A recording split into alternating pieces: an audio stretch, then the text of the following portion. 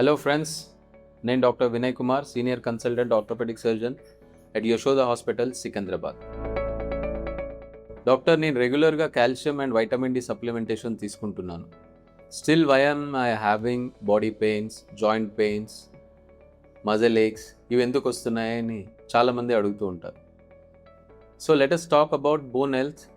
So bone health అనేది let me explain you in 4 age groups. 1, the kids. The second is the teenagers. Third is middle-aged men and women. And fourth, in the elderly people.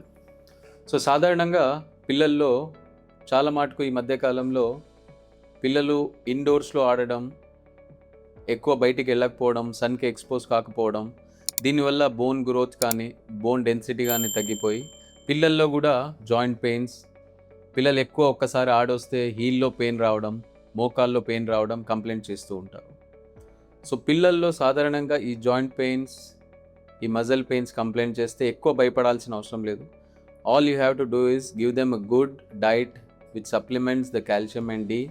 Also most important is the sun exposure.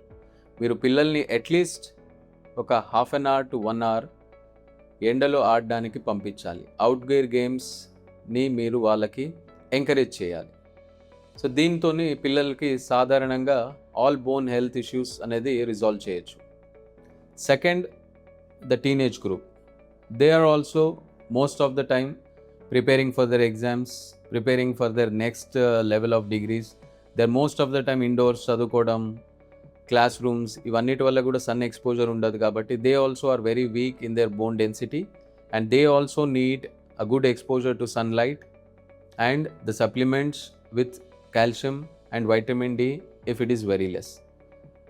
సాధారణంగా calcium and vitamin D supplementation ఎప్పుడు తీసుకోవాలంటే ఎప్పుడైతే మీ బాడీలో calcium vitamin D levels అనేది check చేసుకొని అందులో చాలా డ్రాస్టిక్గా తక్కువ ఉంటేనే యూజ్ చేయాలి. ఎక్కువగా calcium vitamin D supplementation use చేసినా మనకు సైడ్ ఎఫెక్ట్స్ అనేది ఉంటుంది. ఎక్కువ కాల్షియం తీసుకున్న సైడ్ ఎఫెక్ట్స్ ఉంటాయి, ఎక్కువ వైటమిన్ డి అయినా బాడీలో సైడ్ ఎఫెక్ట్స్ ఉంటాయి.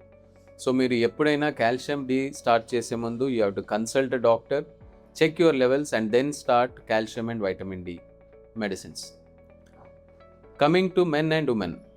సాధారణంగా మెన్ అండ్ ఉమెన్ ఆఫ్టర్ 40+ వాళ్ళ బోన్ ఒక రిజార్ప్షన్ స్టార్ట్ అవుతుంది.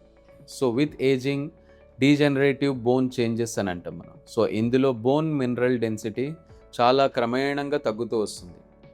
సో దీనివల్ల తొందరగా అలసిపోవడం, ఎక్కువ పని చేయకపోవడం, ఎక్కువ నిలవలేకపోవడం, ఇలాంటి సిమ్టమ్స్ వస్తాయి.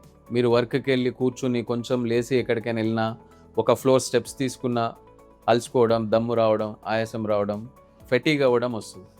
ఇదంతా are signs of your bone resorption with ageing and it is very important to address. And in females specially at menopause వాళ్ళ బాడీలో జరిగే హార్మోనల్ చేంజెస్ వల్ల there is lot of bone resorption and decrease in their bone quality levels, BMD levels. So మీరు మీ BMD scan, calcium D levels check చేసుకుని consult a physician and then take proper calcium and D supplementation and other injectables if needed.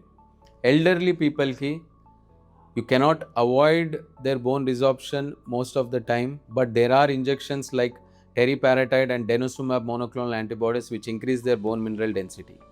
And to protect your elderly, first and foremost thing మీరు అందరూ చేయాల్సింది is take safety measures at home.